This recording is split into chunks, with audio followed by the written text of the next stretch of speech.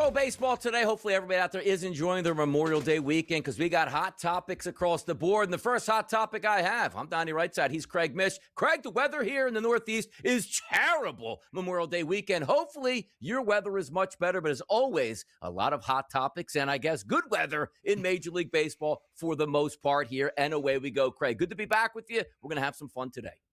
Yes, happy Memorial Day weekend, sunshine and rainbows for the most part here in South Florida, but feeling the summer heat. We've gotten to the point Memorial Day, and I think it's fair to say you know who your baseball team is by now. It's no longer early. We haven't really approached the halfway point of the season, but certainly getting closer to 40% kind of tells you who you are this season. Absolutely. You are who your record says you are. We're going to get to that in just a moment. But Craig, I know we talked about this past week here. Expanded duties for you on the sidelines. Look, I need a point of reference contact right now, Craig. How did your week go on the sidelines down there, huh? Yeah, it was good. It was the first time I had ever done sideline work, so it was interesting. And like Owen Casey of the Marlins hit a home run in the upper deck, and they sent me into the upper deck to interview the Florida Thunderbirds. Somebody at the Air and Sea show caught the ball. So yeah, I was all over it this weekend. A lot of fun. I would tell you that the intensity level sitting on the field as opposed to eating ice cream during the game and watching and waiting for post-game, Donnie, as you can imagine, it's a lot different having to be in on every single play. But thanks for asking. A lot of fun. And, certainly the Marlins are on the road for the next 10 days. So I get a little bit of a breather. I've been on the broadcast every day this week.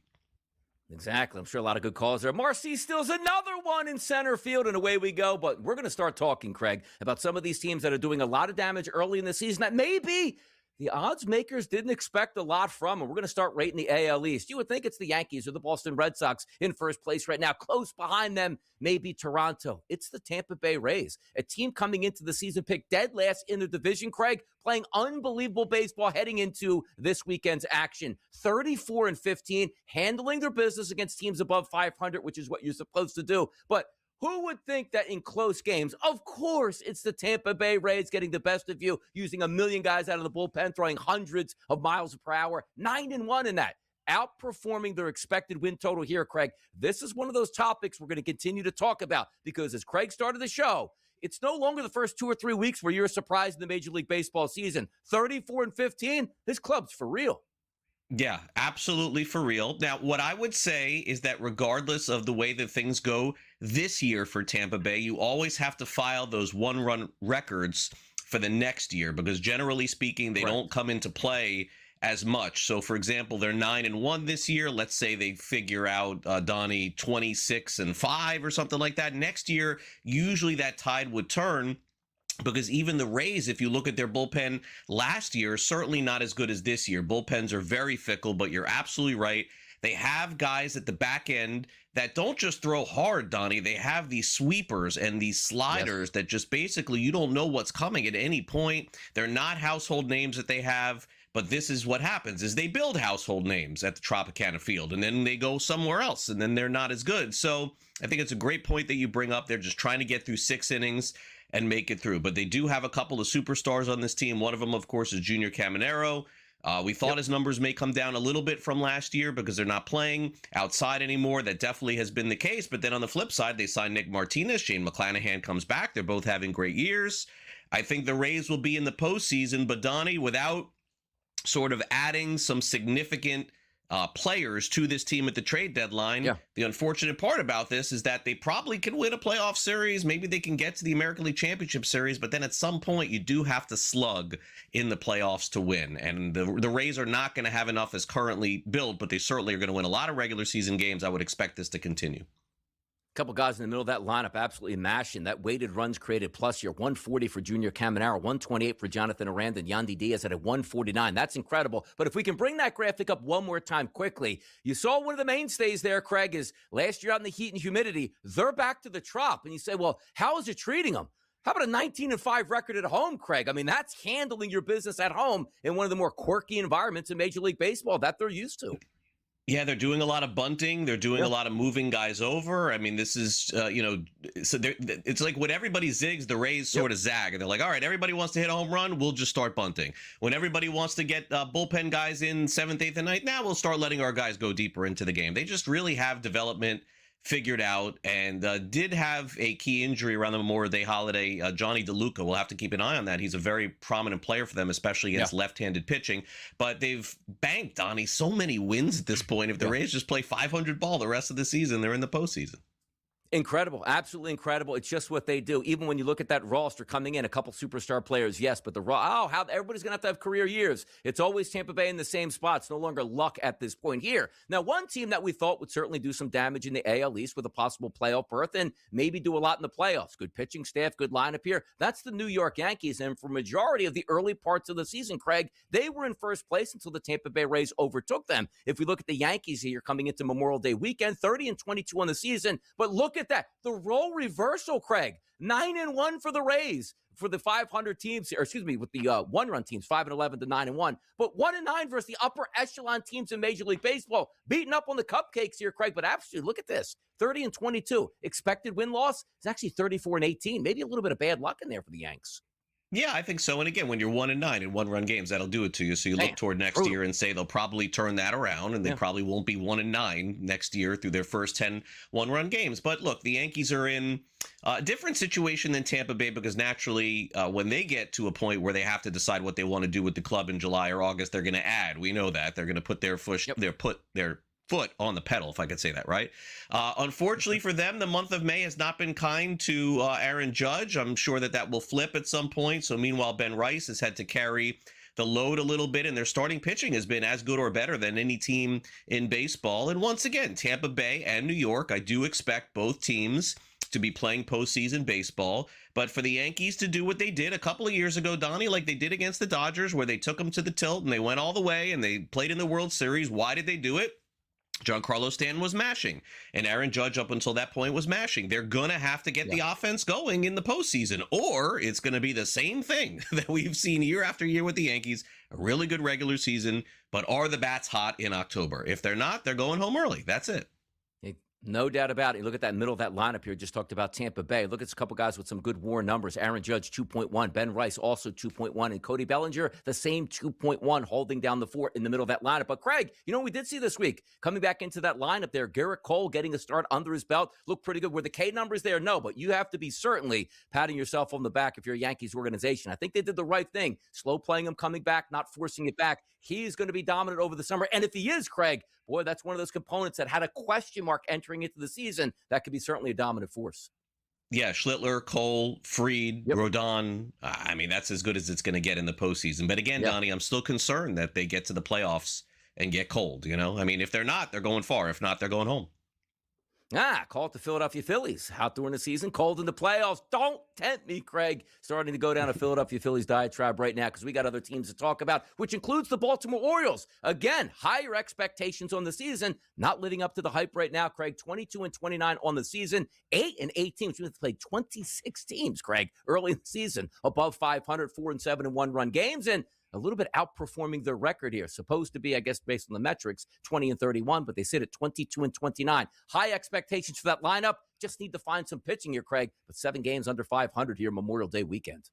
Yeah, we got to call it what it is. Look, the new owner comes in, David Rubenstein, a couple of years ago, and, it makes sense, Donnie. You take over something new. You don't want to make massive changes right away. What you want to do is kind of get a feel for how the club is, who's there, who's in the building. This happens just in business in general. But Donnie, what do you think is going to happen at the end of this year? Like, I don't know. It feels like to me it's a total wipeout. Craig Albernaz, the manager, I don't know that this is necessarily his fault, but after 1 year, I mean, if this team loses close to 100 games, Donnie, I don't know what they to say or do. I mean, Pete Alonso, they signed him. They didn't add to the pitching. And look, it's been a disaster. Let's call it what it is. The Orioles have been a disaster. This was supposed to be a 29-22 team. Instead, they're on the other side of it. I don't see it getting any better. It all starts with pitching, Craig. 6.87 ERA, 4.13, 4.87, 5.51, 4.25. You can't win if you can't pitch, and that's rule number 1 in Major League Baseball. Memorial Day weekend, getting caught up on exactly what you need to know. What we do on the SportsGrid Network, and we'll be right back.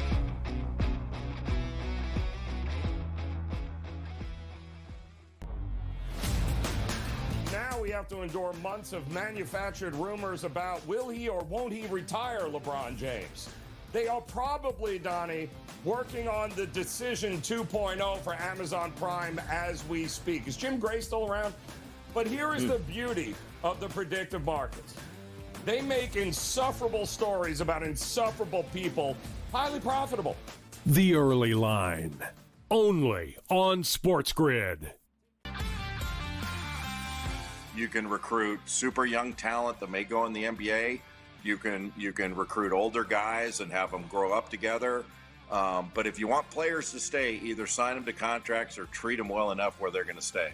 To me, it's pretty simple. And, you know, a lot of coaches last year had good years and they left skid marks on their schools and nobody said a word. Outspoken with Dan Cilio, only on SportsGrid. Mattingly is doing a great job, clearly, right? They're 16-4 since he took over, but we have to remember when Rob Thompson took over for the Phillies and they went 65-46 back in 2022, he finished 5th in NL Manager of the Year that year. So could Mattingly win it? Of course, but he doesn't really have history on his side.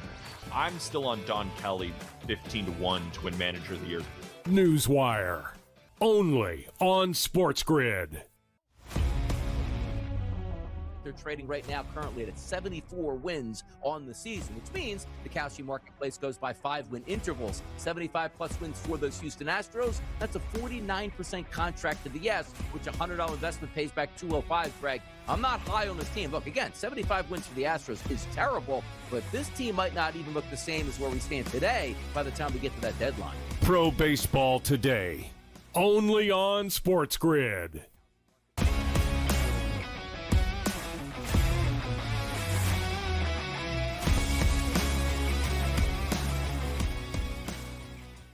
It's getting ugly in Beantown, and specifically for me, Pro Baseball Today. Your boy DRS sat here on some of these opening shows going, hey, man, keep an eye on those Boston Red Sox. I didn't mean to be in last place, Craig Mish. I thought they would be battling for the top of the division. So many things going wrong. A fan base that you know you have to perform in front of here, and if you don't, they're going to be angry. Wearing paper bags, getting tossed out, chanting, sell the team. This isn't the Boston that we know and love. This team's supposed to be making runs, not going in the opposite direction. We just talked about the Baltimore Orioles. What was their record? Well, look at this. Same as the Boston Red Sox, 22-29, 9-15 against teams above 500, 5-6 in run-one games. And even though their expected outcomes should be a little bit better than what they are, this, Craig, is a disaster season in 2026 for the Sox.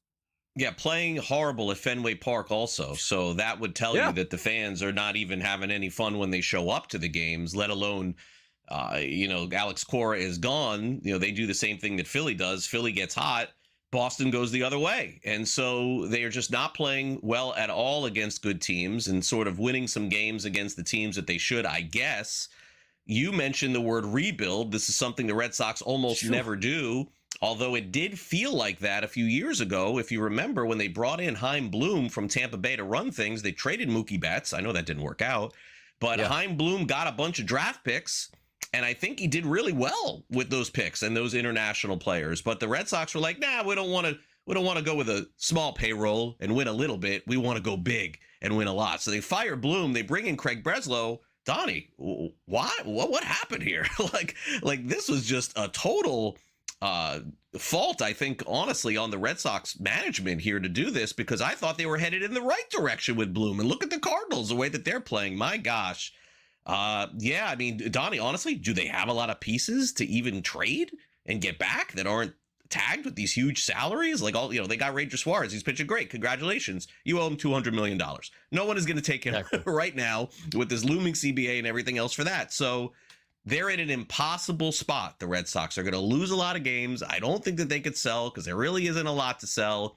And then that mirror is staring at them for next year. I don't know where they're headed.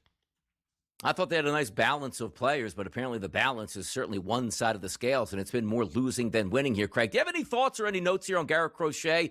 Look, one of the pitchers that we thought would be in the Cy Young race down on the IL. Is he expected to come back sooner or later? Or, again, why are we rushing this guy back then if it's going to be a lost season?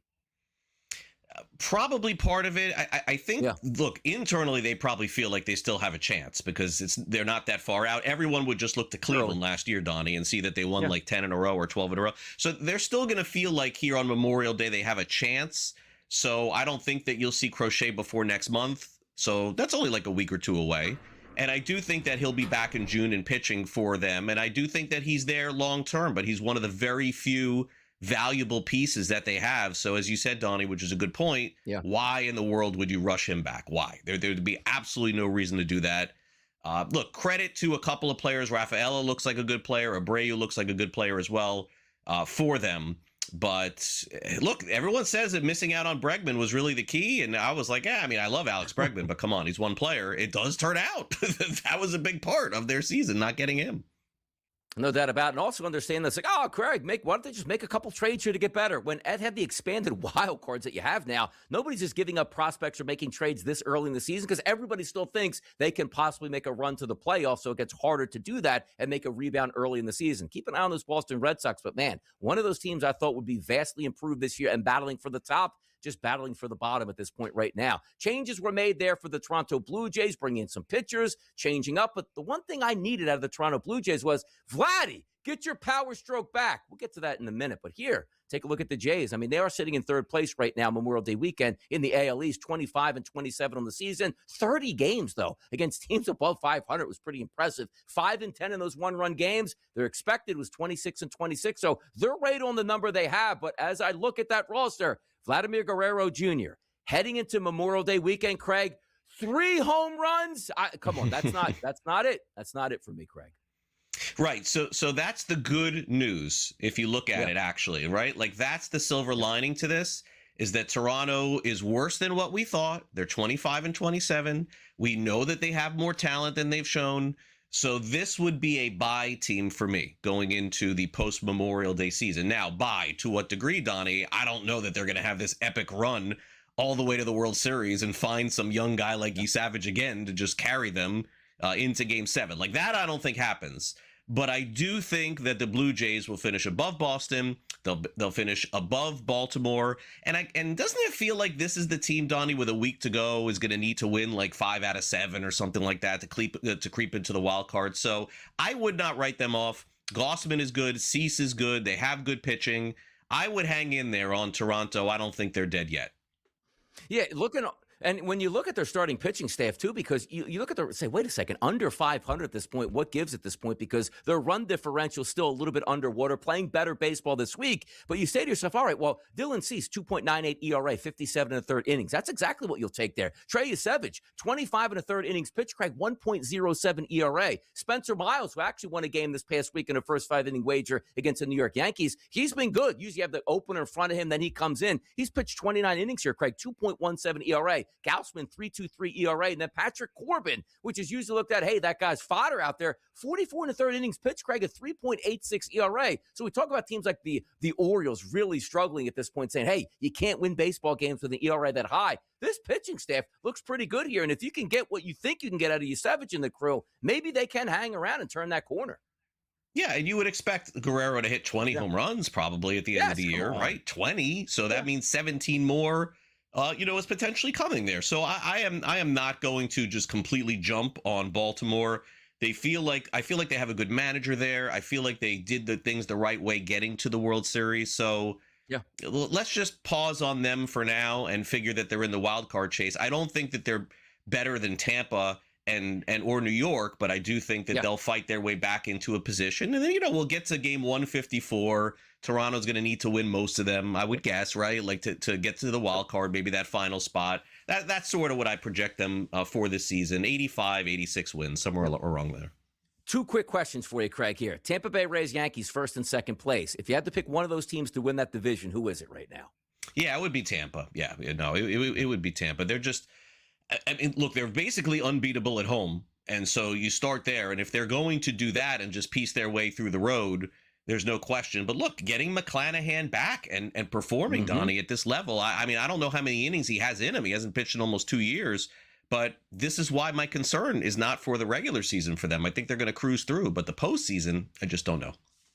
Yeah, the second question is going to be who bottoms out, Sox or Orioles? Oh, my goodness. Two teams expected to compete, battling for the bottom. Stop the madness. It's Pro Baseball Today. We'll be right back.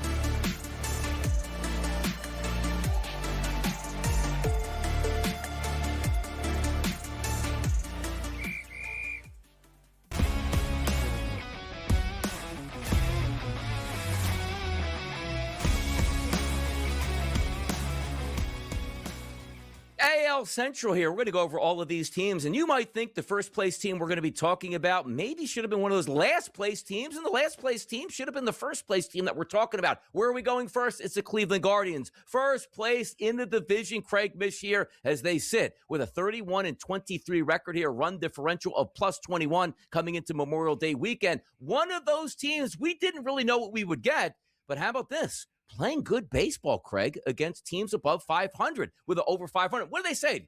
Play 500 against the good teams here, beat up on the bad teams. That's a recipe for success. One-run games at 500 at 7-7, and right where they're supposed to be. Expected win-loss 30-24, but they said 30-23. One of the bright spots in Major League Baseball here and leading the Central Division. Yeah, the Tigers, who we'll talk about, have been a big disappointment, and Cleveland has been a nice surprise yet again. And I feel like, Donnie, doesn't it feel like 5 years from now, I mean, who knows, but hopefully we're doing this show. I feel like 5 years from now, we look forward and say, Cleveland, they're 31-23, and Milwaukee, they're doing well. It just feels like the same teams have this incredible player development system, drafting and finding guys, bringing them to the big leagues, and then out of nowhere, they're good teams too. And Cleveland is definitely one of those. Like, I just didn't have Parker Messick on my bingo card this year as like a potential ace on a Major League Baseball team. He almost pitched a no-hitter earlier this year, but yet another pitcher who Cleveland has found, and they found him through the years. When they were winning a lot, it was Kluber, and then it was Bieber, and it's just they just keep finding and developing these pitchers, to go along with Jose Ramirez. That's kind of scary, Donnie, when you think about it. Jose Ramirez hasn't really done a lot here, and he's going to finish top 5 in the MVP voting. He does every single season. So Cleveland, as far as being legitimate, it kind of falls into the same Tampa Bay model for me, where a team, again, built for the regular season, just kind of depends how far they want to push their foot down. But these organizations like Cleveland and Tampa Bay and Milwaukee, very specifically, Donnie, it feels like they don't sacrifice for the future, but they're kind of content winning their 90 and fans showing up every single year and knowing they're going to win. And if they get lucky in the postseason, then that's the way that they operate. But none of these teams really unload for the future, which is why Cleveland's going to be a great regular season team. And for me, again, hard to see them in a World Series scenario unless they decide, hey, let's, go for it. Yeah, not a ton of power in that lineup. Not a lot of great pitching, but still playing good baseball. But the one I'm telling you right now, Craig, one of my favorite guys in Major League Baseball. Let's call it over the past 3 to 4 years. If you said, Donnie, give me a couple players you'd want at the plate if you have to cash in a team total over 4.5, where the team's sitting at 4 with a runner on third and 1 out. Give me Stephen Kwan. What? 196. This is one of the guys for me is the Philadelphia Phillies know, like, we got to get a guy like Stephen Kwan. How is he under 200? That's not the MO here. And also, he's under 200, and this team's actually playing good baseball. Wait till some of these guys start to hit, because even when you take a look at guys that I love, Jose Ramirez, 231, well below his average as well. It feels like they're holding on right now, not playing great baseball, and when some of these players might kick it in, that's going to be a boost. I would assume that Detroit will be better. Like, I can't believe they've been this bad, and the White Sox will probably play okay. I don't think Cleveland, as an example, is going to win 95 games or anything like that. They played a little bit above their skis. I think that's fair to say. I'm a little probably more bullish maybe on Milwaukee if we're going to compare those two. But you're right. Look, Kwan's got to be better. And Jose Ramirez is going to hit 260 at the end of the season. So I don't know what the second half for him is going to look like. It's going to look better than this. How about the second half here for the Chicago White Sox coming up? A team that you didn't really know what to expect, but you looked at that roster like, ooh, this team could be a team that might challenge for worst record in Major League Baseball. How about this, people? A game over 500 on Memorial Day weekend, hanging around with the better teams at 8-10, one-run games 10-6, and their expected win total 24-27, so outperforming it just a little bit. Murakami, 17 bombs. Vargas, 11 bombs. Montgomery, 13 bombs. The middle of that lineup providing that power stroke here, Craig. Murakami has been the best signing of the offseason, without a doubt, by any team. 17 home runs. And look, eventually they'll figure him out, and then he'll have to adjust too. But thus far, no one's been able to figure him out. We're seeing the rise of Colson Montgomery, a young player that's now starting, I think, to become a star in this league. And then their pitching has been a lot better than anybody would have expected. It's a shocking start for the White Sox, without a doubt. Can they finish around 500 this season? Yeah, I mean, it certainly seems possible. Last year, they were making fun of trying to find an all-star on the White Sox. Remember this, Donnie? It was like, oh my gosh, who are they going to put in the game? This year, you think they got 3 or 4 guys that could potentially play in the game. The other thing, too, that's great for the White Sox, Donnie, is that when they're good, the team shows up. You know, the team supports them. So I'm happy to see that again for them. They've been in the doldrums for a really long time. I think that this is one of those teams this offseason that makes a big push next year. I don't know when that's going to be, but I do think the White Sox are going to identify, hey, our time is to jump back in this. I don't think it's right now. I think they're about a 500 team, but kudos to them.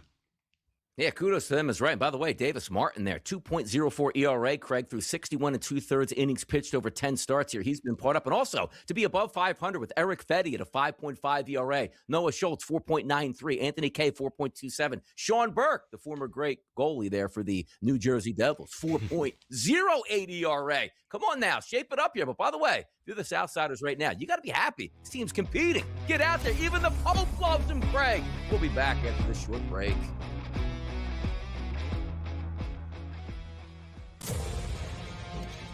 The UIM Formula One World Championship Series.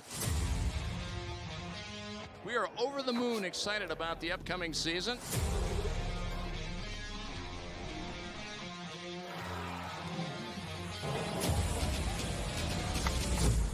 Let's go. 10,000 horsepower roars off the dock. Oh my, there's a problem. On the outside, side by side.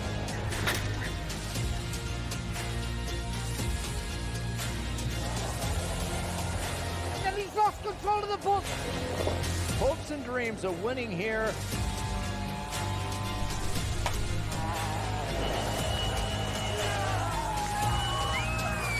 Yes! Get ready for round 1, the Regione Sardegna Grand Prix of Italy, May 29th to 31st.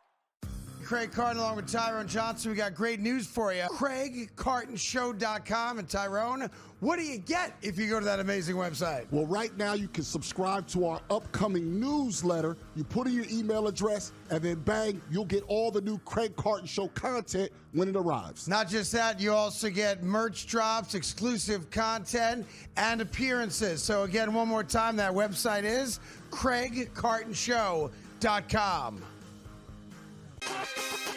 Another team that is really, really, really difficult to play against is Ecuador.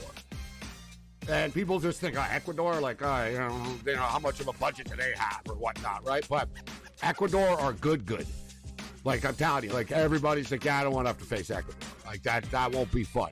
Like, there are a couple of these sleepers, but ultimately to win the World Cup, it's a lot like the NCAA tournament. Game time decisions, only on SportsGrid.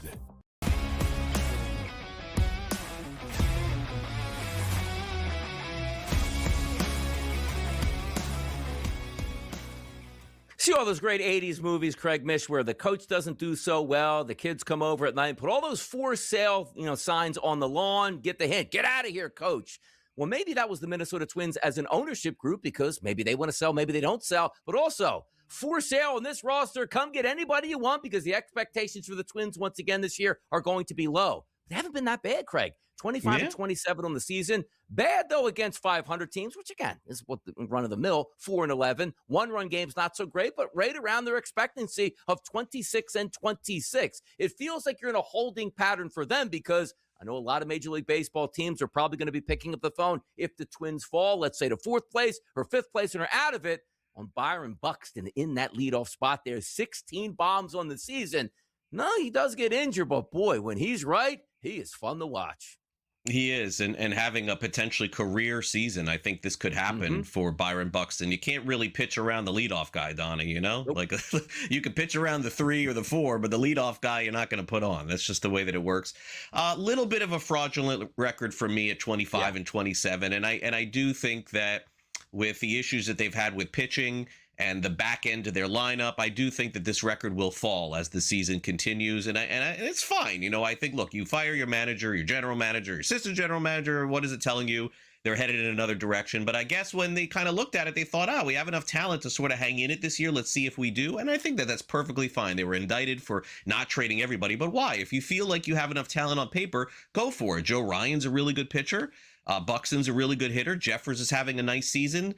But in the end, I just don't think a 500 record is sustainable. You saw some of the armor start to break a little. They finally sent Royce Lewis down to the minor leagues. Boy, was he having a miserable season, Donnie. I don't know what was going on with him. Looks like he couldn't hit anything when he was swinging. So I think Minnesota is a team that dips eventually for me. The only good news for them is, look, if the Tigers are not good and the Royals are not good and they're playing against some of these teams in the American League that are not good, they could probably hang around 500 if that's the case. But I see Minnesota as more of a seller than a buyer this year.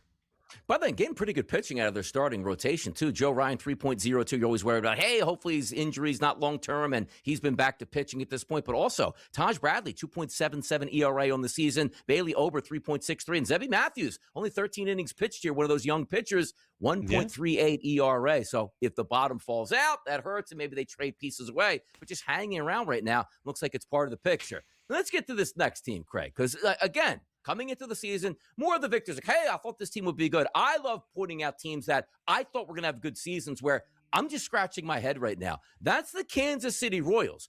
21 and 31 coming into Memorial Day weekend here against better than 500 teams, 9 and 20. One-run games, 4 and 9. Their expected win total isn't even that great above what their record is at 23 and 29. Craig, I was watching MLB Network yesterday, and the one thing I do love is Bobby Witt's arm. And if anybody's ever played Major League Baseball before, go stand on a Major League Baseball diamond at shortstop and just try to throw the baseball over to first base. This kid is electric, but that lineup looks so good, Craig, opening day. What is wrong with the Royals? Yeah, I don't know the answer to this. Like, this is one of those tough ones for me to sort of predict what could have happened. Now, you know, Detroit a little bit easier when you lose your best pitcher and maybe just the mentality of the team went down like that. That I can see, but this one is bizarre. 10 games under 500 on a team that we thought that was climbing, and Bobby Witt's numbers aren't bad. Maikel Garcia's numbers are like okay, but I think we got too caught up in the espresso machine with those Kansas City Royals, right? With Caglione and Italians. And Vinny. You know, I think maybe that was, you know, getting too caught up in that and just realizing that those players are not that great. Like, that's just really the bottom line this season. It hasn't worked for them. They only have 1 or 2 hitters in that lineup that are hitting regardless of where the fences are, and the pitching hasn't been great either. So a team to keep an eye on, unfortunately, going the other way, Donnie. I did not think that this would happen. I thought Matt Quartaro was a potential manager of the year candidate last year, And I thought going into this year, getting him as, remember, Tampa Bay's bench coach usually works out as a good manager in the big leagues. It is not working out this season in Kansas City. Kansas City could be a seller. Like when you look at that lineup, Craig, it sort of works perfectly. And we just use those first two players, Maikel Garcia leadoff, followed by Bobby Witt. They're going to get on base. They're going to hit for average, which should be fantastic. No high, all those high leverage situations that you put yourself in with runners in scoring position and runners on base makes it tougher for the pitchers. Look behind them. Now, I know weighted on base percentage is much better, but just look at the batting averages right now. 198 for Vinny P, 202 for Salvador Perez, 231 for Carter Jansen. Jack Caglione seems like he's, Mickey Mantle with a 247 out there. Isaac Collins, 213. Massey, 232. Isbell, 258. And also, is it just a kiss of death? Because one of the things I looked at, Craig, before the season was, like the way this roster looks overall, bringing the offenses in. Oh, these hitting atmospheres are going to be fantastic. Same thing with Toronto. Like, it's supposed to be a pinball machine in there, Craig, and everybody outside of the two superstars up top seem like they can't get out of their own way here. Yeah, and maybe that's what it is thinking that the fences are in and swinging for the fences. But, not covering them and being around them every day, Donnie, is tough for me to really answer this. But look, in my heart, we'll get to Detroit too. I kind of want to say that both Kansas City and Detroit will turn it around. But when you're burying yourself this bad and you're 10 games under 500, I always say this. If Kansas City and Detroit both play 500 the rest of the season, they have horrible seasons. And there's no expectation that they're going to play 500 baseball the rest of the season. So could be a lost year for them. It's amazing, too, because it's also one of those teams, Craig, which you look at, smaller market teams starting to invest and spend some money. You want to see this work out because that's a pathway for a lot of other organizations. Go, hey, they're profitable. They're spending money in the smaller market. How are they doing this? Well, obviously making smart signings, having a very good farm system. But I don't want to see Kansas City go, oh, we tried our best at this point and it just doesn't work. I hope they can hang in there because the one thing we do know, it's not a great division. You can make some time up, but also, as Craig points out very astutely, you can't win the World Series in May and June. You can lose it, though, because you can have a bad team that has no chance at making the playoffs. Let's talk about the next team, Craig. Get the pencils out with no eraser and write down like on a golf scorecard. Yeah, Detroit's going to the playoffs. This team's going to be hell on wheels with their starting pitching staff and a 1-2 punch. Schoolboy goes down. Looks like he's coming back. We'll get that in a few moments. But, Craig, I didn't see this. 20-32 record on Memorial Day weekend, 8-14 against teams better than 500, bad in one-run games, and expected there 23-29. So maybe a little bit against the 8-ball, but this is one of the more surprising teams. Yes, Kansas City, the Tigers, I thought would take that next step as this team, legitimate in the bullpen, legitimate 1-9, really good starting pitching, adding Framber Valdez. This is their season. What a disappointment. It is a little bit of a lesson here, I think, with this one. And it's not to say to be the Monday morning quarterback and look back on Framber Valdez's signing. And there was nothing wrong with it, per se. But this is a team that is really, Donnie, not a small market. And this is a team that in the past, gave Miguel Cabrera $300 million or $200, whatever it is. And they were spenders and they pushed very hard.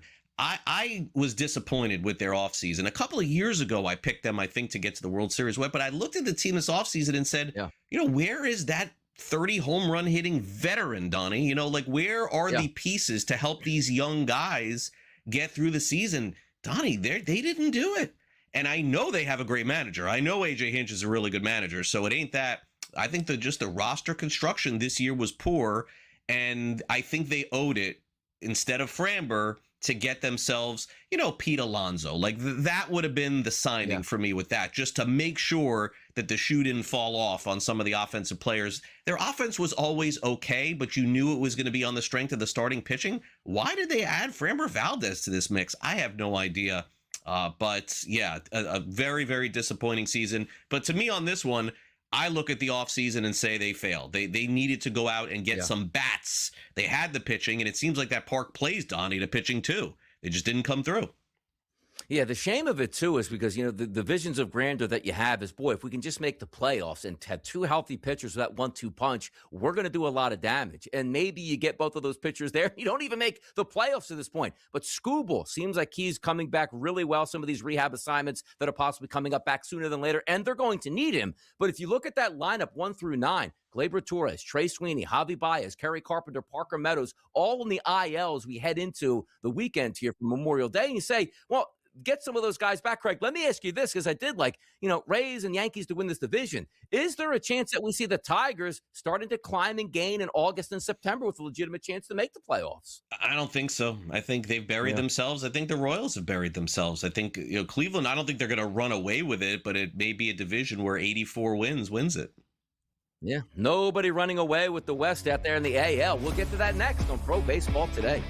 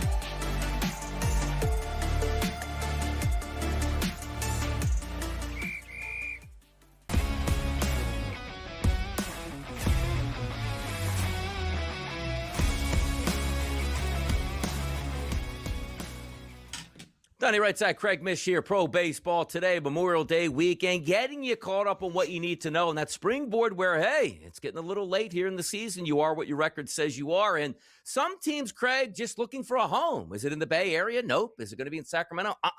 It will be in Las Vegas as the team is building a stadium, and they want to get some momentum, Craig, before they get down to Las Vegas. How about those A's? And it's kind of funny, like the West, like, well, the Mariners probably run away with this thing, or maybe the Astros can, have enough left in the tank. And then you take a look and say, well, who is it? The Rangers? No. First place is 500, 26-26 for those Athletics here, 7-13 against teams better than 500, 10-7 in one-run games, and right around what they're supposed to be, Craig. Analytics says they should be 25-27, but they sit at 26-26. The Athletics in first place, not even above 500, Craig.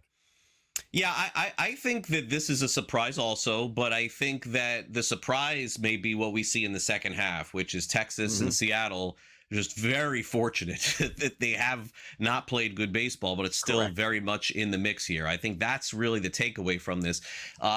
Look, the A's, Donnie, once a decade come out of nowhere to win like a lot of games, right? Like that, it kind of feels like once in like 5, 6, 7 years, they're going to make another Moneyball movie. And maybe this is it. Like maybe this is the year that the A's win 90 out of nowhere and then they go back to, winning their 70. I don't know. But offensively, with Kurtz and Langoliers getting on board as much as they have, and then surprises like Cortez has been great. The pitching has been pretty good too. Piecing it together. Sustainable for me? No, I don't think so. But when the A's have rolled off those seasons, Donnie, that have shocked people, and one not too long ago, by the way, I believe it was 21 or 22, where the A's also were really good too. Maybe this is going to just happen for them this year. But I don't envision anything major. It's more stunning to me that Texas and Seattle have not been able to overtake them. But I've watched baseball long enough to know that this is one of those categories where we're like 40% into the season, 38%. I got to believe that Texas, Seattle, one of those two teams jumps them. moving Mason Miller, like you say, okay, maybe we're not expected to compete. You don't need that strong back-end guy. But as we talked about, Craig, heading to Las Vegas, which is expected in 2028, so only a few seasons away, do we look at the A's a little bit differently where if they are hanging around, and I know it's still a couple years away, trying to build that momentum as opposed to selling those pieces off, you start to add some of those pieces to build that momentum. How do you view the A's over the second half of the season, and an organization that doesn't typically make big moves to help the team out? Do they start to add some bats and pitchers here to sort of get that done? I mean, there's no revenue, so I'm not really sure. They're, I think, last in attendance, if I'm not mistaken. So, yeah, I mean, Donnie, I don't think so. I think it's just kind of, are there a couple of guys that, let's put it like this. Are there a couple of guys out there that are on one-year contracts that made $8 million this season or $10 million that the A's would take on for an extra 3 or 4 at the end of the season? Yeah, I think that is possible, but I don't think that they can take on any massive salary until they get into that new building. So I would not guess that the A's will do anything else except play this out. 2028 expected to be down that beautiful dome in Las Vegas. We'll see if they can get there. Maybe with a playoff run in them. We'll find out. But as Craig also pointed out, the rest of these teams in the division go, hey, first place is 500. Forget about the wild card. Let's just go and take down this division. Another team that I had some eyes on early in the season, Craig, were the Texas Rangers. They're sitting here under 500 at this point, heading into Memorial Day weekend, 24-27. Played a lot of teams with records above 500, sitting at 14-17. Close in one-run games, about 500. And their expected win total is actually better than what their win total is right now at 24-27. But the one thing we always look to, how's Corey Seager doing? Lower back inflammation, never a good sign. It seems like there's so much talent on this team, Craig, but every time I look at them, they just can't stay healthy in the lineup for long periods of time to keep that momentum going. Yeah, I do think that their best baseball's ahead of them. That I would say. Yeah. I'm a little surprised that they're 3 games under 500, but I do think that they'll find water eventually, because I think, look, if Eovaldi is healthy and some of the other players, as you mentioned, like Seager, I do think that they can fight for a wild card spot similar to Toronto, similar to Seattle. I think they'll be in that mix. But that Gore trade that they got, that did not work out thus far. It doesn't look great. They did make a good trade by getting Brandon Nimmo, Donnie. I don't know what in the world the Mets were doing, by the way, with that trade. Like, what? I mean, we're going to have to study that one. That Marcus Semien, we want to get better on defense. Oh, my gosh. Have you seen Semien play? I've been watching this weekend, Donnie. I don't know what is going on there. I mean, this guy used to be a really good player, but I'm a little scared there to say that could be, like, over. I don't know. But, yeah, Texas, they'll be okay. They'll fight. They'll be 500, a little bit better, a little bit worse, and I think they'll be there in the end, but they did not expect to get off to a 24-27 start, and through 51 games, it hasn't been pretty. Can they hold off Seattle, Donnie? Because I think Seattle is primed to make a big run in the second half. Can Texas hold that off and stay in it with them? Because I do believe in the end, the Mariners are going to win the division. They should be able to. And by the way, the pitching staff there for the Rangers, like, okay, DeGrom was having a sensational start, 3.86 ERA now. Nathan Eovaldi, supposed to be your ace, 3.65, which isn't terrible. But then you take a look at Mackenzie Gore, 4.78, Jack Leiter, 4.61. There's your ERA leader. Yeah, of course, it's Kumar Rocker. But let's bring up those Seattle Mariners. A couple days during the week, we get Tom Vecchio on the early line. I ask him, this is a squad, like, when are we waking up for the Mariners? And sometimes you just need a kick in the butt to do that. But when you look at the rosters throughout the West and the records there, it's like, well, they can lay back for a couple months, just hang around, eventually hit the gas pedal. They're under 500, which I think is incredible. 500 teams, they played 28 of them, Craig, 12-16, one-run games under 500, and then the expected win-loss is actually a role reversal of what the record actually is. I think everybody, Craig's in the same boat. Sooner than later, they're going to get it together and be the best team in the West, but they're just in neutral, it feels like, so far. It does, but their team is too talented to be like this all season. So this is one of the bigger buys I would have in the second half. It can't continue like this. Cal Raleigh will come back. Look, he's not going to be the same guy he was. That's obvious at this point. That's like stating stupidity. Of course but they have a Rosarina. They have some young offensive players, and their pitching still is better than anybody's in this division. Maybe the best in the American League. Donnie, there's no way J-Rod the whole year is going to do this. Come on. Seattle's going to win their 85-90 games, and they're going to have to fight Texas, I think, for the division. I will be shocked if Seattle doesn't finish better than 500. I just think it's a slow start. That's it. And again, yeah, the fruits of the labor of being in a division that's not right good right now, I should say, record-wise, where you're still going to be in it under 500. As hey, you play against the Rays, they're 34-15. Same thing will get to the Atlanta Braves. They're really good, so you're almost Xing out, can you win the division and fighting for a wild card? Now you just have to worry about the teams that are going to be ahead of you, and there's some teams that are behind that I don't think are going to recover. One of those teams that we're going to talk about in the next segment is Craig's Los Angeles Angels. Boy, he's always good for a 1-2 punch on that team, and rightfully so. Houston Astros as well, but those Mariners should be stepping it up sooner than later. We'll be back after this quick break, right here, PBT.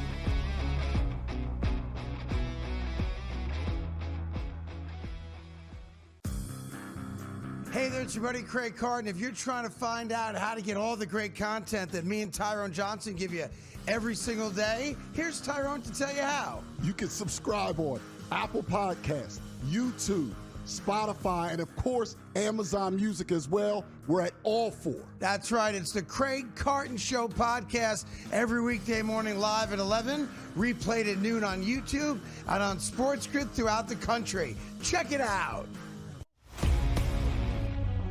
They're trading right now currently at 74 wins on the season, which means the Kalshi marketplace goes by 5-win intervals. 75-plus wins for those Houston Astros. That's a 49% contract to the yes, which a $100 investment pays back $205, Craig. I'm not high on this team. Look, again, 75 wins for the Astros is terrible, but this team might not even look the same as where we stand today by the time we get to that deadline. Pro Baseball Today, only on SportsGrid. You can recruit super young talent that may go in the NBA. You can recruit older guys and have them grow up together. But if you want players to stay, either sign them to contracts or treat them well enough where they're going to stay.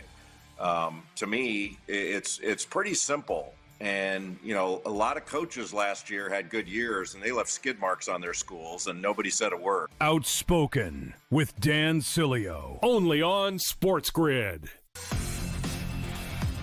Over the summer where there's drastic changes and gas drops down to $3 a gallon, $2.50 a gallon in some states, and then you have some of the price markets go down. You ride that momentum is what Joe's talking about. So if you say right now, which party will win the U.S. House, and you think it's the Republicans currently trading at 20%, you take them now, and if good press comes, that turns into 25% and 30%, then you have the option to cash out. Prediction Markets Edge, only on SportsGrid.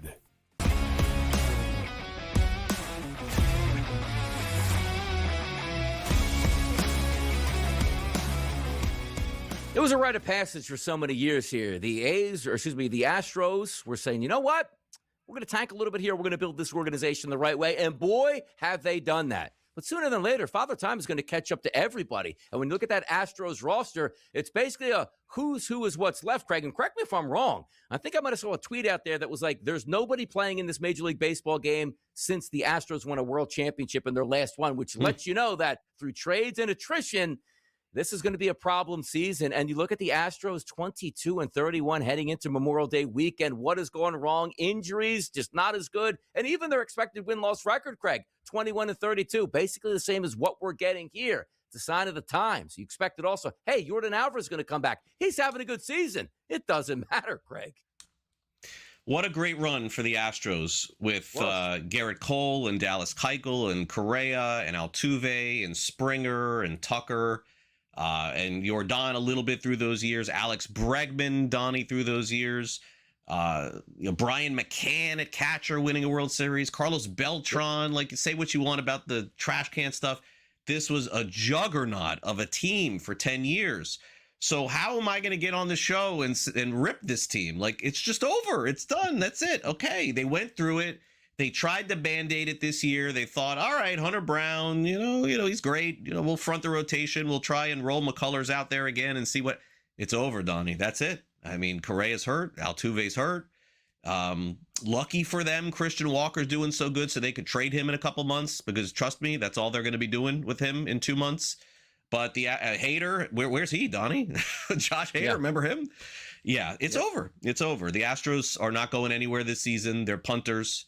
And I don't, they're probably headed for a rebuild, I would guess here, because their farm system is not great. No, they'll piece some players together every now and then to come up and do a decent job, but that's it. We close the book on an incredible incredible run for that any team would take over and over again in Major League Baseball. The Astros, I think a lot of other teams were cheating when they were cheating too. I understand they got caught and everybody's mad about it. Especially the Yankees fans are mad about it too. I get it. I understand it.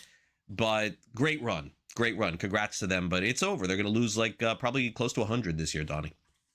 Like one of those teams, Craig, that you looked at over the years is like, how did they get so good at starting pitching here? How do they have such a great 1 through 9? And where did they get this miracle bullpen at? That team was running on all cylinders for a long time and staying healthy. And now when you look at the IL spots for them right now, it's like, woo, who's who there of who's injured. And also, we don't expect too many comebacks this year. But yes, they're playing in the West, which is a bad division, and everybody has hope. It just doesn't feel like the Astros have much hope. And then we get to those Angels. Maybe tease you a little bit early on in the season, and then the bottom does fall out. 19-34 in the season. By the way, played 32 teams that are above 500 at 10-22. One-run games, Craig, 5-9. Expected win percentage, or expected win-loss, basically the same as their record.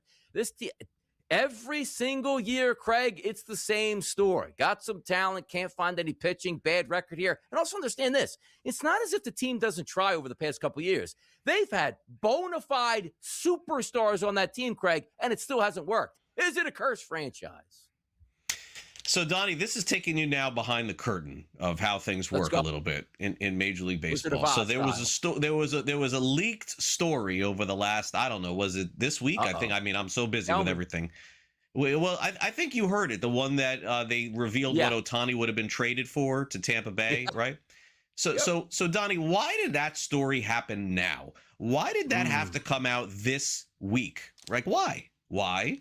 Because there are people in the building that are probably going to get fired again that are like, let me show you why we're going to get fired. Because we had Junior Caminero on the table for half a season of Shohei Ohtani, and we didn't do it. Oh, man, this is just such a dysfunctional team and such a dysfunctional organization. They still have, like, they're going to have two guys playing. I mean, I don't know if Trout will make the All-Star team, but they have Trout and Soriano, who are, like, still really good players. But this team is just awful. Who signs a manager, Donnie, to a new manager to a 1-year contract? Congratulations, you have the job. But it's like, here's the check, but no. We're only going to give you a little bit of it for. I mean, this is just awful. I feel bad for the fans too. I don't know. Did I leave anything out? There's nothing to say. The Angels are horrible. That's it. You left one thing out. Prick that graphic up real quick. Top performers, Craig. Tell me the first name under there. And tell me this. Look, that story, I thought you were going to tell me that story came out because, Craig, they should be trading Mike Trout. And then I'm hearing Mike Trout through the vine. He's going to go to Atlanta. He would never be welcome back in Lincoln Financial Field if the guy gets traded to Atlanta Braves and not the Philadelphia Phillies. Craig, tell me he's not going to Atlanta. At least give me that here Memorial Day weekend. I don't think he's being traded. I'm telling you. That's why the story was leaked, Donnie. Yeah.